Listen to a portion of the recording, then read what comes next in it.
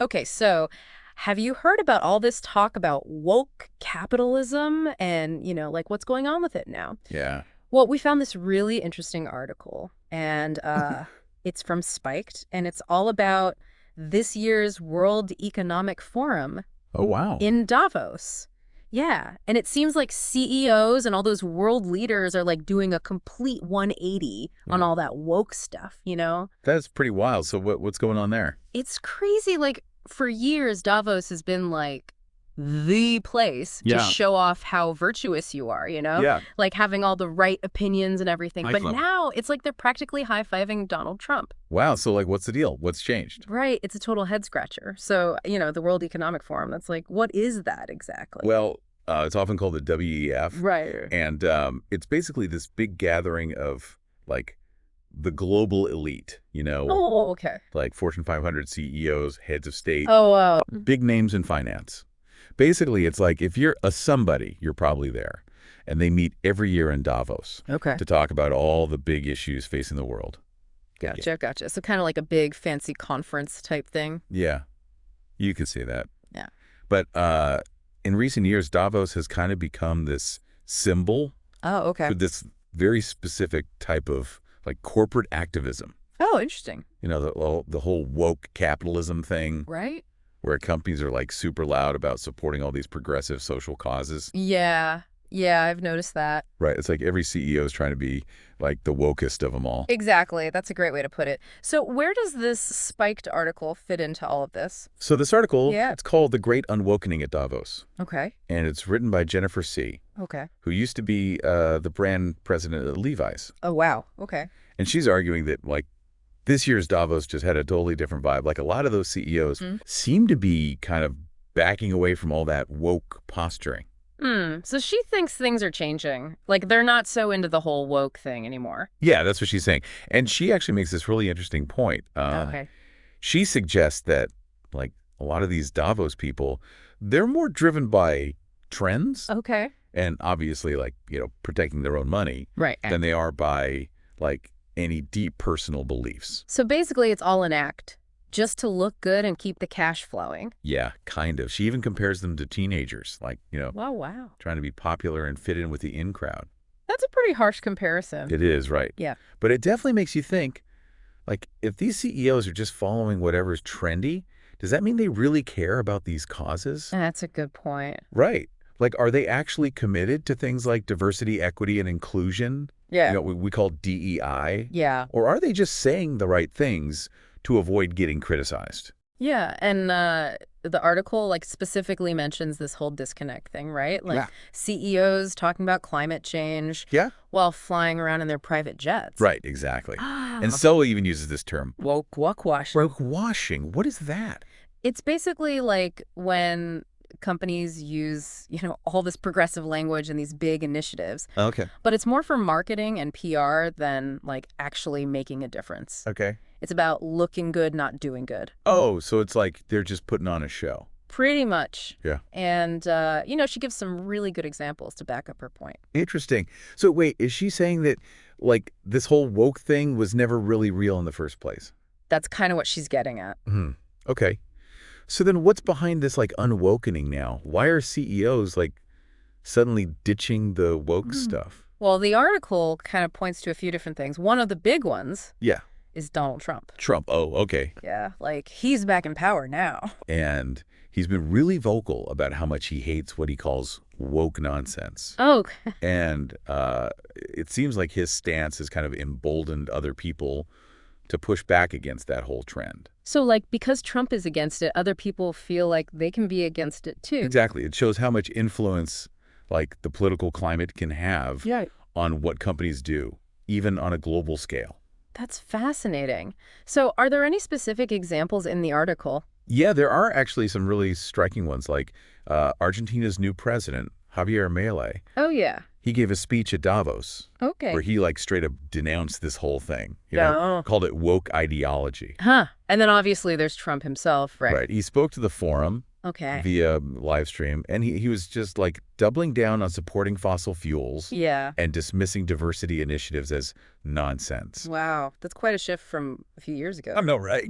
when a lot of these same CEOs were like totally freaking out about Trump's policies. Remember that quote from the Philips CEO Oh, yeah. back in 2017? He was super worried about how Trump's presidency would affect global trade and like cooperation and stuff. Right. And now you see people like Jamie Dimon, Who's that? the CEO of J.P. Morgan Chase, Oh, okay. practically welcoming Trump back with open arms. It's a pretty big change. Totally. It makes you wonder, like, are these CEOs actually changing their minds, or are they just, Playing the game. yeah, playing the game, just adapting to the political climate? Right, right. It's hard to tell what's really going on in their heads. Totally. And that's what we're going to get into next. Okay. We've got a lot more to unpack when it comes to what this shift means for, like, the future of corporate activism and social responsibility. That's a great point. We've covered a lot already. We have. But there's still so much more to talk about. Yeah, definitely. Before we dive into all the like bigger implications of this whole unwokening thing, let's look at a specific example that really shows this tension between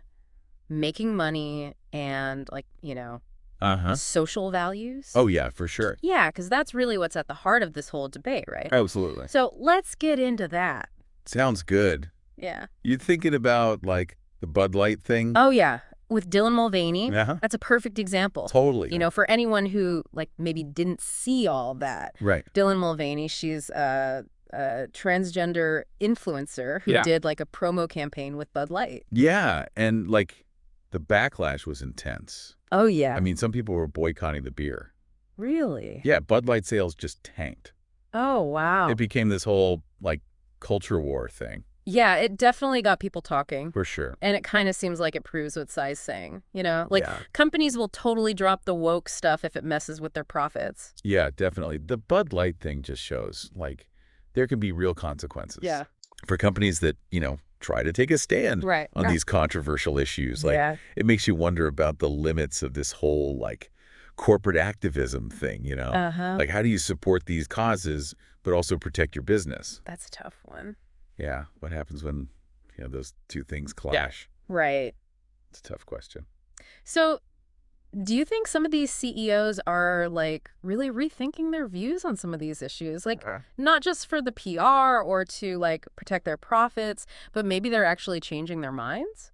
It's possible. Maybe they're seeing that some of these woke initiatives Yeah. haven't really worked out the way they thought they would. Okay. Or maybe they're feeling the pressure, From. from like the conservative base that's getting more vocal. Okay. It's probably a mix of things. Yeah, it's probably not just one thing. Right. What I find interesting is that, like, the Bud Light thing, it wasn't just some decision from the top, It was like a reaction to pressure from all sides. Totally. Like consumers and investors. Yeah, exactly. It wasn't just like some out-of-touch execs Right. trying to shove like woke messaging down everyone's throats. Yeah, yeah. I mean, some people actually liked the campaign. Oh, really? Yeah, some of their customers. But then there was also this huge backlash Right. from other customers. It's complicated. So it's almost like these companies are like walking on eggshells, Totally. Like any move they make is going to upset somebody. Yeah, exactly. Yeah. And that's where this whole like authenticity thing comes in, Definitely. People can tell when a company's just going through the motions, Uh-huh. just trying to please everyone without actually like standing for something. Right, right. So what's the lesson here for companies? Like, Mhm. what are they supposed to do? Just stay quiet on everything and focus on like making money? Or is there a way to like do both? Support good causes and make a profit without making everyone mad? Those are the big questions, right? That's what everyone's trying to figure out. Yeah. It's a really tricky balance. Yeah, it sounds like it. Like you want to stand up for your values and connect with customers who, Who feel the same way. yeah, exactly, especially younger people. Right. They really expect brands to take a stand. Uh-huh. But then, you also have to be careful about the backlash. Yeah, you don't want to alienate anyone. Right. It's a tough spot. There's no easy answer. So this whole unwokening thing, if it keeps going, Yeah. it could have a big impact on society, right? Oh, absolutely. Like Yeah. it goes way beyond just companies. Mm-hmm. It's about how we like even talk about these issues. Yeah, you know? yeah, and how we relate to each other. Yeah, exactly. This goes way beyond the article. We're talking Right. about big cultural changes, political divides, and like what role companies even play in society. That's a lot to think about. Yeah, it's really interesting and complicated, and it's something we all need to be like talking about. So let's bring it back to our listeners for a second. Okay? Like, if this whole woke thing fades away, Yeah. what do you think will take its place? That is the big question, isn't it? Will we go back to, like, the old ways? Mm, Or will something totally new come up? Like, something that actually balances profit and purpose in a way that, that works for everyone. exactly. Wow, that's a really good question. It's hard to say what will happen. It really is. Yeah. But it's definitely something we need to be thinking about. Yeah, for sure, because like how companies handle these issues will really shape the world around us. Absolutely. And it's not just about waiting to see what happens. It's Yeah. about, like, being informed, Uh-huh. having real conversations, Yeah. and using our voices to make the kind of future we want. I like that. So like we're not just spectators, we can actually make a difference. Exactly. We have more power than we think. Our choices matter, Mm. and our voices matter. Yeah, it makes you wonder like what will companies talk about then Right. if woke messaging goes away? Yeah, what will they, like, replace it with? Will it be like the old way of doing ads or like something totally new? Hard to say, for sure. But I don't think this whole, like, corporate social responsibility thing is going anywhere. Yeah, that makes sense. I mean, consumers, especially, younger generations, Mm-hmm. they still really care about this stuff. Yeah, they want to buy from brands they believe in. Exactly. So even if we see, like, less of this woke messaging, companies are still going to have to show, Okay. that they care about social and environmental causes. Yeah. It just might look different. So maybe we'll see more of like subtle activism, Maybe. less about like big statements and more about actually doing things. Right, like focusing on, sustainable practices, Okay. or helping local communities, Yeah. or, like, making sure their sourcing is ethical. Yeah, stuff that's less about ideology and more about like actually making a difference. Exactly. Yeah. Because at the end of the day, Yeah. people want to see results, not just words. Actions speak louder than words, right? Exactly. And I think that's, like, a key takeaway from all this unwokening thing, whether it keeps going or not. Yeah. Companies need to be more thoughtful Mm-hmm. and, like, authentic Okay. in how they deal with social issues. So it's not about like jumping on every trend or trying to make everyone happy. Right. It's about figuring out what your values are Okay. and then making them a part of, like, how you do business. And then actually like showing those values to your customers. Yeah, exactly. Yeah. And that means listening to what your customers care about, Okay. understanding their worries, Yeah. and being open to, like, real conversations. It's not always easy, but it's important. It really is. Yeah. So, if this shift away from woke messaging is really happening Yeah. and it starts to fade away, Uh-huh. what will we see instead? Will we go back to old ways? Yeah, or will something totally new come up?